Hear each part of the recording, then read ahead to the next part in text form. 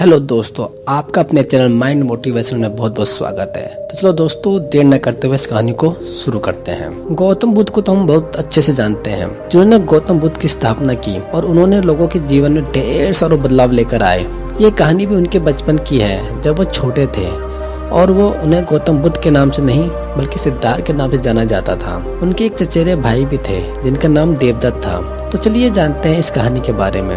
राजा सिद्धार्थ के महल के पास एक उद्यान था, जहाँ पर राजा सिद्धार्थ बैठकर प्रकृति का आनंद लिया करते थे। एक दिन जब वो अपने बगीचे में बैठे हुए थे कि तभी एक घायल हंस उनके पैर के पास आकर गिरा। उसके शरीर में एक तीर लगा हुआ था। उसे देखने से प्रतीत हो रहा था कि किसी शिकारी ने उसका शिकार किया है। हंस को तकलीफ में देखकर और उसे यूं ही फड़फड़ाता देखकर राजा सिद्धार्थ का दिल पिघल गया और उन्हें उस हंस की सहायता करनी चाहिए।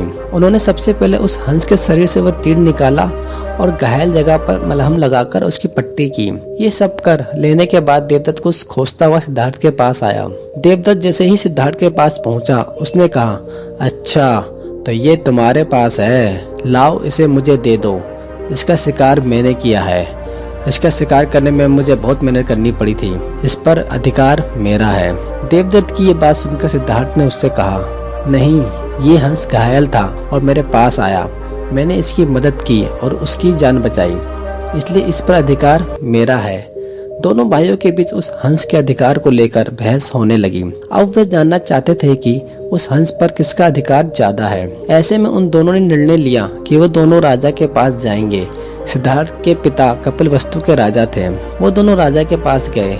राजा के पास पहुंचते ही देवदत्त ने सबसे पहले कहा, महाराज, इस हंस पर सबसे ज्यादा अधिकार मेरा है, क्योंकि मैंने इसका शिकार किया है। इस वजह से आप सिद्धार्थ से कहिए कि वह यह हंस मुझे दे दे। जैसे ही देवदत्त की बात पूरी हुई, तब राजा ने दोनों को शांत किया और उनसे पूछा कि पूरी बात क्या है। ऐसे में सिद्धार्थ ने राजा को पूरी बात बताई और उनसे बोला, पिताजी, बात यह है कि इस हंस का शिकार देवदत्त ने किया था, लेकिन ये हंस घायल होकर मेरे कदमों के पास आ गिरा। इसे घायल देखकर मैंने इसका इलाज किया और इसे ठीक किया। अब आप ही बताइए कि इस हंस पर सबसे ज्यादा अधिकार किसका हुआ। राजा ने इस मामले पर अच्छे से विचार किया। विचार कर लेने के बाद उन्होंने सभा में सबसे एक बड़ी बात कही, मारने वाले से ज्यादा बचाने वाले का अधिकार सबसे अधिक होता है। इसलिए इस हंस पर सबसे बड़ा अधिकार सिर्फ और सिर्फ सिद्धार्थ का है, क्योंकि उसने इस हंस को मारा नहीं बल्कि उसे घायल देखकर उसका इलाज किया और उसकी जान बचाई। राजा का ऐसा कह लेने के बाद देवदत्त को बात अच्छे से समझ आ गई। वह भी जान चुका था कि मारने वाले से ज्यादा बचाने वाले का अधिकार अधिक होता है। मोरल ऑफ द स्टोरी, इस कहानी से हमें समझ में आता है कि मारने वाले से ज्यादा बचाने वाला बड़ा होता है और उसका अधिकार भी मारने वाले से ज्यादा होता है। इसलिए हमें भी दूसरों की मदद करती रहनी चाहिए और परेशान लोगों की सहायता करनी चाहिए। ऐसा करने से हम अपने आसपास के समाज को अच्छा और बेहतर बनाते हैं। एक अच्छा समाज ही एक अच्छे देश की पहचान होती है।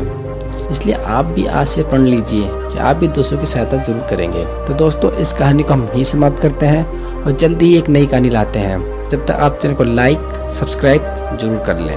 धन्यवाद।